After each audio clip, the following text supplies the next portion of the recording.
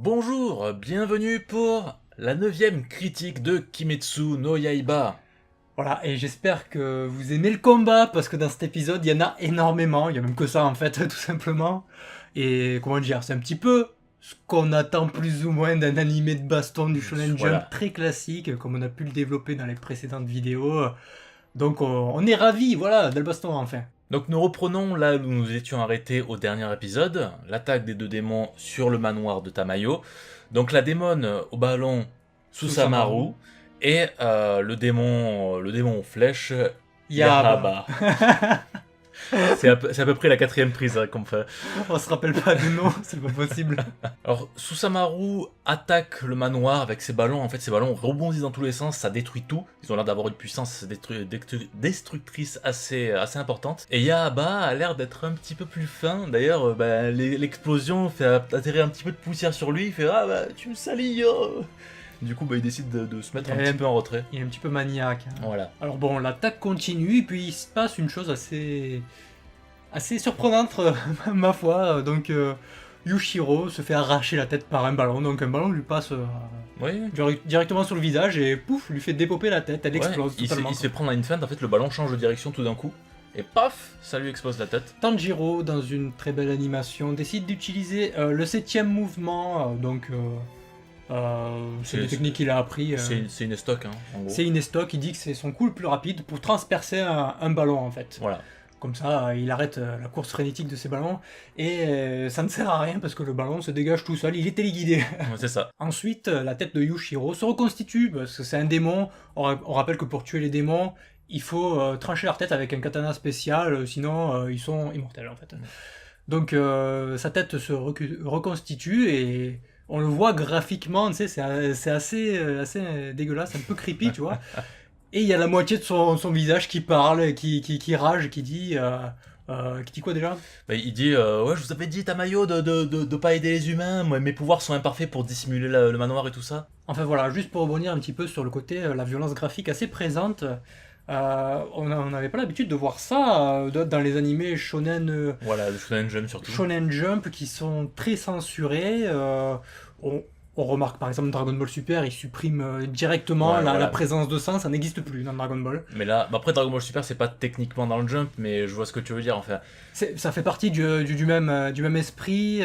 Mais c'est pas. Ce qui est marrant, c'est que voilà, c'est censé être un magazine pour le même genre de public, mais au final, il y a plusieurs tranches d'âge différents parmi les lecteurs de. Même Shingeki, les membres coupés, c'est caché par de la fumée. C'est vrai que Shingeki, qui est beaucoup plus violent graphiquement dans le manga, est moins violent que Kimetsu no Yaiba dans son animé. Après, c'est pas très étonnant, comme on l'a déjà développé, c'est Ufotable, ils ont l'habitude des trucs dark.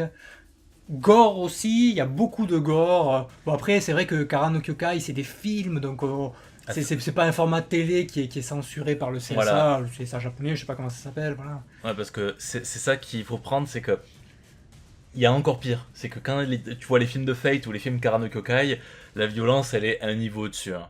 Donc là, Kimetsu no Yaiba, ça reste plutôt gentil par rapport à ce qu'a l'habitude de faire Ufotable. Mais quoi qu'il en soit, c'est quand même un shonen pur et dur qui s'adresse à un grand public, donc c'est quand même un petit peu choquant. C'est pas nul, hein, c'est pas une mauvaise idée, parce que voilà, à partir du moment où t'as des combats, c'est pas que t'as envie de voir la violence, mais tu dis c'est plus crédible, parce que ça rajoute de la tension, du drame, et de l'importance, tu vois, le rapport des forces et tout ça.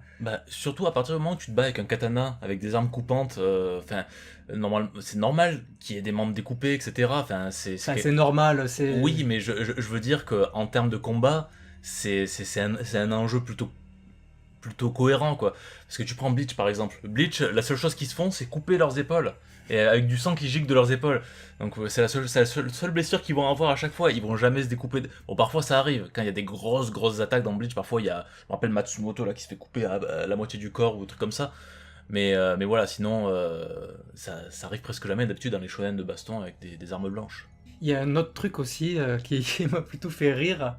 Enfin, d'une manière générale, ça touche pas seulement le domaine de l'animation japonaise, mais tu peux être sûr qu'à partir du moment où un personnage est immortel et qui se combat, tu peux être sûr qu'il va prendre cher, mais qui va se faire exploser dans tous les sens. On voit ça par exemple dans Heroes, quand il y a Comment elle s'appelle, Claire Bennett, la jeune fille qui a le pouvoir d'être immortelle, qui à chaque épisode meurt de façon accidentelle, mais Oui, totalement violente en fait. C'est super débile, elle se casse la gueule, elle meurt. Là, c'est exactement la même chose, c'est-à-dire que tout le monde est immortel, ils vont me prendre cher dans cet épisode, à part Tanjiro qui, lui, n'a pas de pouvoir de reconstitution Voilà, de corps ou quoi que ce soit. mais il va juste esquiver, et prendre. il va esquiver, il va pas prendre de risques ou voilà. quoi, mais... Il va prendre un minimum de dégâts, mais voilà. Donc voilà, c'est toujours assez drôle de voir que les personnages immortels souffrent énormément. Dans n'importe quel anime, c'est comme ça, Piccolo, pareil. N'importe, il y a plein d'exemples. Pas immortel, Piccolo. Oui, mais il voilà. peut reconstituer son corps, Voilà. là, c'est la même chose. Alors, Susamaru avoue faire partie du cercle des 12 lunes démoniaques. Donc apparemment, le cercle le plus proche de Kibutsuji, vraiment le premier cercle en tout cas. Donc apparemment les démons les plus puissants de l'armée de Kibutsuji. Et donc elle fait pousser 4 bras En plus. donc elle en a 6 au total. Ce qui va lui permettre de lancer plus de ballons. Bon, je vois pas en fait en quoi, enfin quel intérêt ça a, parce qu'elle lance que devant, donc elle pourrait lancer les ballons au fur et à mesure. Ils rebondissent de partout, donc du coup ça fait des multiples. Oui. Il faut esquiver encore plus, 4 fois plus, donc c'est quand même... Enfin, non, pas 4 fois plus. Non, c'est... C'est 3 fois plus. 3 fois plus. Ouais. Et là, à ce moment-là, on a un moment assez spécial, parce qu'on a une scène totalement faite en 3... Pas totalement, mais en tout cas, le personnage de Tanjiro est animé en 3D CGI, et il esquive les ballons comme ça. Alors c'est plutôt bien foutu, hein, c'est assez bien animé, pour le coup. Mais encore une fois, il y a ce contraste 2D, 3D qui peut en gêner certains. Moi, ça me dérange pas plus que ça. On en a parlé dans la vidéo, par exemple, du film de Dragon Ball Super, Broly. La transition me gêne pas. Là, c'est pas une transition, c'est une scène en entière, donc on voit pas de transition directe. Mais on le remarque quand même, il suffit de regarder, hein, de jeter un petit coup d'œil, on voit quand même la fluidité des mouvements et tout ça qui est assez différente. C'est plutôt bien réalisé, donc pourquoi pas après tout. Ouais, c'est du très bon travail de la Digital Team, donc du coup qu'on a pu voir assez fréquemment dans les épisodes, mais souvent pour les petites animations où on voit Tanjiro de loin. Voilà, oui, là c'est un combat. Là. Voilà, et là pour le coup, je crois que c'est la première fois qu'on voit une animation en 3D aussi longue, en tout cas dans un combat. Et je pense que ça reflète un petit peu, mais ça on verra ça dans la conclusion, ça reflète un petit peu la qualité de l'épisode. Alors évidemment, plus de ballons, plus de mal à suivre avec ses yeux d'humain. Il a du mal, Yushiro le voit et décide de l'aider en fait. Donc pour ce faire, il va lui coller un parchemin sur le front, voilà, un petit post-it qui va lui donner un pouvoir spécial.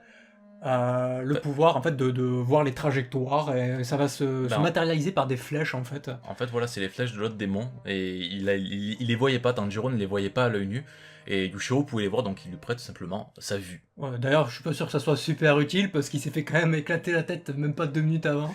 C'est ça, c'est que le mec il engueule, il lui dit mais tu n'arrives pas à voir les flèches ou quoi? Mais le mec il s'est fait éclater 2 fois la tête. Alors Nezuko revient après avoir mis la femme en sûreté. Tanjiro lui dit d'aller chercher le démon aux flèches qui est caché dans les arbres, parce que Tanjiro, grâce à son nez, il sait exactement où il était. Et du coup, lui, il va s'occuper de la démon au ballon en face à face. Et encore une fois, nouvelle scène en 3D CGI où là c'est en continu. En fait, la 3D permet de réaliser des choses qu'on ne peut pas faire en 2D. Une scène en continu où Tanjiro va se faire poursuivre par les ballons, il va courir sur le mur, etc. Plutôt stylé, hein. Plutôt stylé encore une fois, très bien réalisé. Donc Nezuko arrive là où se trouve Yawaba. Elle le tient occupé, ce qui permet de stopper les flèches. De stopper les flèches, et pendant ce temps, Tanjiro ouvre une faille, plus ou moins. Il décide d'utiliser le 3e mouvement, qui permet de faire des pas rapides, et donc de couper, enfin il excuse les pas rapides, voilà, ouais. C'est juste une technique spéciale, hein, on va pas chercher à comprendre nous autres. Il coupe les bras, les 6 bras de la fille démon, et voilà. Alors Yushiro précise à Tanjiro que si c'est vraiment des lunes démoniaques, ils sont beaucoup plus forts que tous les démons qu'il a pu affronter. C'est bizarre quand même qu'aussi tôt dans le manga, on affronte des adversaires aussi puissants. Et après il se retourne vers Tamayo et il dit bon maintenant qu'il les occupe, nous on va s'enfuir. Et là c'est un petit peu douteux comme humour parce que tu vois Tamayo a fait une gueule. Ah ouais, c'est très confus, j'ai pas compris l'humour en fait. On a du mal avec l'humour, par exemple Shingeki, qui est parfois, à cause des têtes très sérieuses, tout ça, on a un petit peu du mal à s'en rendre compte. Ouais, mais là, cette blague, je sais pas, elle tombe à l'eau, alors peut-être c'est mal traduit, ou il y a peut-être un jeu de mots à l'intérieur, je sais pas. C'est vraiment ce qu'il dit, mais c'est juste qu'il le dit de manière super sérieuse. Parce qu'après, il dit, c'est une blague, mais vraiment de manière super sérieuse, quoi. Ouais, je sais pas, j'ai pas trop compris ce type d'humour, enfin. Ouais, ça colle un peu au personnage qui se veut vraiment très sérieux. Mais je trouve, je sais pas ce que t'en penses, donc il est doublé par Daiki Yamashita, donc le doubleur de Midoriya. Je trouve que cette voix, ça lui va pas super bien. Ouais, ouais. J'aurais préféré un doubleur avec une voix Un peu plus masculine. plus virile, Voilà. entre guillemets, évidemment. La voix du type Midoriya, c'est quand même l'adolescent prépubère. Là, on a l'impression qu'il est un peu plus adulte. Bon, après, le design n'aide pas parce que c'est quand même des designs où même quand ils sont adultes, ils sont disproportionnés, tu vois. Ils ont des petits coups. Tu le vois avec Muzan, par exemple. On dirait pas que c'est un adulte, tu vois, bien formé et tout ça, qui a la trentaine, enfin, d'apparence du moins. Et tout ça, tu as l'impression qu'il a 18 ans, tu vois. Oui. Qu'il est pas si loin que ça de Tanjiro au niveau de l'âge. Donc c'est ça qui est un petit peu difficile à se rendre compte avec l'animé. Mais ouais, la voix elle est pas gênante non plus, mais c'est vrai que par rapport à la personnalité, on aurait aimé une voix un petit peu plus virile quand même. Alors nous revoyons l'attaque de Nezuko sur Yaaba. Du coup, il riposte juste après, donc il a des yeux dans les mains, et du coup c'est ce qui fait, ce qui crée les flèches, donc il peut repousser directement les ennemis. Pendant ce temps, la démone Susamaru qui fait repousser ses bras, tel un Piccolo. On le disait un peu plus tôt, c'est la même chose. Nezuko qui donc s'est fait propulser atterrit sur Tanjiro. Du coup, Yushiro décide de se focaliser sur le démon aux flèches. Donc Tanjiro va s'occuper du démon aux flèches. Et Nezuko et Yushiro vont retenir la démon au ballon. À ce moment-là, Nezuko voit Yushiro et Tamayo, des membres de sa famille, sa mère et un de ses frères. Du coup, c'est ce qui va la motiver à les protéger, à les aider. Parce que normalement, elle n'est pas censée être amie avec les démons. Là, pour le coup, elle arrive à les reconnaître comme étant peut-être des humains, des membres de sa famille, comme l'avait dit. En fait, c'est juste Kodaki. il leur ressemble physiquement, tu vois, un petit peu la dégaine et tout. Tu vois l'image justement qui apparaît par-dessus comme ça. Et là, elle a un déclic et elle entre en mode Super Saiyan. Pendant ce temps, Tanjiro qui s'approche du démon aux flèches, il voit son point faible avec le fameux fil blanc qui s'accroche à son cou. Donc là, voilà, c'est l'attaque finale qui est préparée. Mais le démon le contre et il envoie valser avec une flèche. Donc, Voilà, avec son et ça pouvoir. casse le fil. Et ça casse le fil. Donc c'est la première fois que ça arrive. Hein. Donc Tanjiro qui, à partir du moment où il voit ce fil, c'est pas forcément signe de coup final. Et donc là, ça le choque un peu. Avec cette attaque, Tanjiro est projeté dans le ciel très très très très très haut. Et là, il se dit, merde, il y a la gravité et tout ça, je vais tomber sur le sol et m'écraser comme une crêpe. On sait pas vraiment ce qu'il dit, mais c'est plus ou moins ce qui va arriver. Donc, par un réflexe, il décide d'utiliser le 8e mouvement pour amortir son choc. Donc, il le projette sur le sol et ça amortit, et il s'en sort indemne. De l'autre côté, Yushiro utilise une technique de camouflage, un camouflage optique. Donc il le rend invisible aux yeux de la démon au ballon, et il arrive à enchaîner des petits combos et tout. Et après, il taunt, et il fait vous en prendrez pas, Tamayo-sama, ouais. Et à cause de sa grande gueule, il remarque que c'est Tamayo la fugitive, et du coup, ils veulent apporter sa tête également à Kibutsuji. Bravo. Alors c'est vrai que c'est pas très intelligent, mais c'est pas le pire, parce que Nezuko est en train de se battre, c'est du 2v2, hein, donc il y a Nezuko pendant ce temps qui est en train de se battre contre la démon au ballon. Elle voit un ballon, qu'est-ce que tu fais quand tu vois un ballon? Tu shootes dedans, mais non! Non, tu shootes pas dedans, là les ballons ils arrachent les membres, ils arrachent tout sur leur passage, et donc Nezuko qui perd une jambe. Bon. Tamayo remarque que la régénération de la jambe de Nezuko est très très lente, donc du coup elle va lui donner un remède miracle, ça fait repousser les jambes. Et donc du côté de Tanjiro, un nouveau Sakuga, mais cette fois en 2D. Ouais. Donc, et surtout qu'en fait c'est géré de la même façon que le premier Sakuga 3D, c'est-à-dire c'est de l'esquive. Mais sauf que cette fois-ci il est en 2D, donc bon, pourquoi pas. Et donc plutôt bien réalisé, avec des petites pirouettes, des petits saltos, bon, assez habituel. Tanjiro est vraiment très agile. Il réagit très très bien. Juste après, il se fait enrouler le bras par une flèche, donc pour lui tordre. Et il va agir très très vite. Il va courir sur un arbre, hop, salto dans le tour, dans le sens de la flèche. Et du coup, ça permet à la flèche de faire le tour de son bras et de s'en aller. C'est un petit peu compliqué dit comme ça, mais voilà, c'est un petit peu logique. Oui, on voit l'idée, même si c'est un petit peu, comment dire, compliqué pour un truc. Voilà, c'est logique, si tu vas dans la même direction d'un truc qui te propulse, du coup le truc va faire son effet. Parce qu'en fait il était censé aller dans cette direction, et du coup s'il tourne dans la même direction, c'est logique qu'il arrive à s'en défaire. Alors là il va falloir bien suivre. Tanjiro va combiner deux mouvements. Le 6ème, qui va permettre d'agripper les flèches sur son épée, parce que c'est un tourbillon en fait qu'il avait fait contre le précédent démon. Et le troisième, pour utiliser les pas rapides, justement, donc celui qu'il vient d'utiliser à l'instant. Et donc ça va lui permettre de se rapprocher, et il va être au corps à corps en fait avec le démon, et il va utiliser le deuxième mouvement qu'il dit modifié, donc sûrement parce qu'il y a les flèches, et du coup ça lui donne vraiment une lourdeur dans son épée, donc ça lui permet d'avoir peut-être plus d'impulsion, et du coup le deuxième mouvement en fait c'est une roue, sauf que là il l'a fait à l'horizontale, donc en fait il est carrément à l'horizontale, il fait une roue. Et un Sakuga assez exceptionnel, vraiment cette animation est vraiment très bien réalisée, le highlight de l'épisode, et du coup il tranche la tête du démon, et c'est la fin.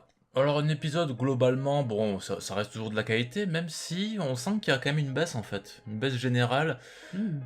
En fait il n'y a pas les gros animateurs dessus déjà, il n'y a pas les différentes stars on va dire de l'animation de Ufotable. Mais ouais, le fait d'avoir fait un petit peu le cache-misère avec un petit flashback, remontrer un petit peu des passages, même on revoit plein de fois, genre l'attaque de fin, ben on remontre les techniques, etc. qu'il avait utilisées. Ouais, c'est un épisode très bien, mais en baisse de qualité par rapport à ce qu'on avait avant. Alors moi, pour dire la vérité, ça m'a pas particulièrement sauté aux yeux. En fait, j'ai pas remarqué de baisse de qualité vraiment significative.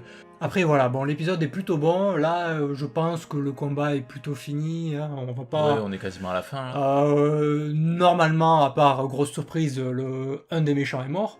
Donc l'autre va se replier forcément. Hein, ils sont en infériorité numérique déjà de base et là encore plus. Donc ça va se passer comme ça. On imagine que dans le prochain épisode, peut-être ils vont réussir à récolter le sang, donc ça fera déjà un objectif sur deux, ça va avancer plutôt vite. Moi je pensais que ça allait être une espèce de mini fil rouge, ou un arc où vous allez devoir aller chercher des méchants pour récupérer du sang et tout. Non, et la seconde d'après, ils trouvent déjà quelqu'un Voilà. qui a déjà du sang, et qui a du sang compatible, on va dire, qui est une énorme quantité de sang de Kibutsuji, on rappelle pour ceux qui n'avaient pas suivi la dernière vidéo, et qui va permettre donc à Tamayo de l'étudier pour pouvoir peut-être trouver une solution à la guérison de Nezuko ou de n'importe quel démon qui veut être retransformé en lumière. En tout cas, c'était plutôt intéressant de voir la Digital Team sur l'épisode un peu plus mis en avant, en tout cas avec deux grosses scènes en 3D CGI que j'ai trouvé vraiment appréciables. Donc j'ai hâte de voir en tout cas leur prochaine scène en tout cas pour voir comment ça va être mis en scène et tout ça. À mon avis, on n'aura pas quelque chose d'exceptionnel, des grosses scènes, tout ça. C'est souvent des plans de loin où on peut confondre comme ça, tu vois, on le remarquera pas forcément tout le temps en fait. Des fois ça pourra se confondre avec une scène en 2D. Il y aura jamais de plan de près ou quoi, où là on verra une grosse différence. C'est sûr. Ah, il y a un petit truc aussi sur la fin, donc quand il discute avec Nezuko à la fin, tu sais, les petits trucs comiques, à chaque fois il nous donne une anecdote, et en fait on apprend que les deux démons se sont rencontrés sur le coup en fait, quand ils ont été appelés par Kibutsuji. Donc en fait ils ont juste élaboré une tactique en marchant, en allant au manoir. Donc voilà, c'est assez marrant de les voir aussi synchronisés, alors qu'ils viennent juste d'élaborer la stratégie quelques minutes auparavant. Voilà, c'est tout pour cette vidéo critique du 9e épisode de Kimetsu no Yaiba. J'espère que vous avez apprécié. N'hésitez pas à mettre des pouces en l'air, à vous abonner, à activer la cloche, à suivre les réseaux sociaux, etc. Et à mettre des commentaires. Les commentaires, évidemment. Très important, j'y tiens beaucoup. Oui, il faut mettre des commentaires, s'il vous plaît. Onegaishimasu. Bref, sur ce, on vous dit à très vite pour une prochaine vidéo. Sur ce, bye bye. À bientôt.